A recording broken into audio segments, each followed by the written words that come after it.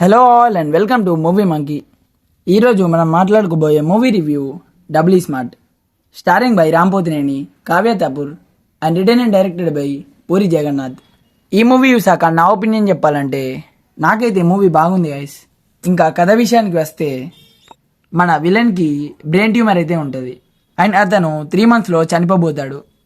So ఆలోపు మన villain యొక్క మెమొరీని ఇస్మార్ట్ శంకర్ యొక్క మెమొరీలోకి ట్రాన్స్ఫర్ చేసిన తర్వాత ఏం జరిగిందనేది మీరు ఈ మూవీలో చూడొచ్చు. ఫస్ట్ ఆఫ్ ఆల్ ఈ మూవీ మనకి అరౌండ్ 2 hours 36 minutes రన్ టైంతో ఉంటుంది.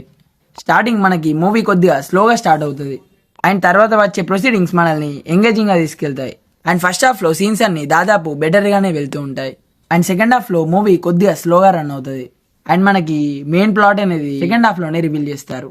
ఇంకా మనకి మూవీలో సెకండ్ హాఫ్లో ఒక మదర్ సెంటిమెంట్ సీన్ అయితే ఉంది అండ్ అదైతే ఎమోషనల్గా చాలా బాగా వర్కౌట్ అయింది. అండ్ కామెడీ సీన్స్ కూడా దాదాపు ఎంటర్టైనింగ్గానే ఉంటాయి మూవీలో అండ్ స్క్రీన్ ప్లే కూడా మనకి బాగానే వెళ్తూ ఉంటుంది. ఇంకా ఎగ్జిక్యూషన్ కూడా బాగుంది కానీ కొన్ని సీన్స్ ప్రెడిక్టబుల్గా ఉన్నట్టు అనిపించింది. Coming to performances, Ram Pothineni చాలా ఎనర్జెటిక్గా వేశారు అండ్ ఆ క్యారెక్టరైజేషన్ అంతా కూడా బాగుంది అండ్ కావ్య ఠాకూర్ కూడా తనకిచ్చిన రోల్లో తాను బాగానే వేసింది. ఇంకా ఆలీ గారు అండ్ సంజయ్ దత్ గారు మిగతా సపోర్టివ్ క్యారెక్టర్స్ అందరూ కూడా డీసెంట్గా వేశారు. అండ్ ఈ మూవీకి మన రేటింగ్ వచ్చేసి 3.2 out of 5. అండ్ ఈ మూవీని మనం ఫ్యామిలీతో వాచ్ చేయొచ్చా లేదా అంటే ఇందులో అడల్ట్ కంటెంట్ అయితే ఉంటుంది కాబట్టి ఫ్యామిలీతో అయితే వాచ్ చేయకండి, దాదాపు ఫ్రెండ్స్తో వెళ్ళడానికి ట్రై చేయండి.